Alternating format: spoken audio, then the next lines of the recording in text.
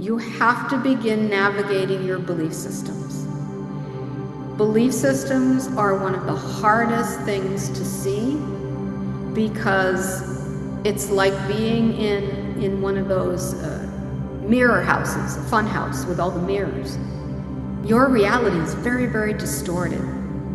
So if you don't do inner work that helps you see yourself clearly, then it's very, very difficult to see belief systems and navigate the terrain upon which they reside.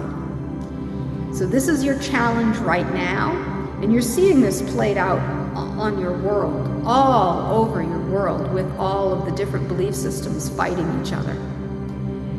But belief systems about the external world are about who's right out there, how things should be done out there, is not what we're talking about necessarily. It's the internal belief systems. The belief systems that were formed by each individual as a coping mechanism to cope with the reality and the trauma they felt in the reality. So this is the, let's say, doorway you are passing through right now as a species. It's why this time right now on your Earth is one of, if not the, key period of your evolution.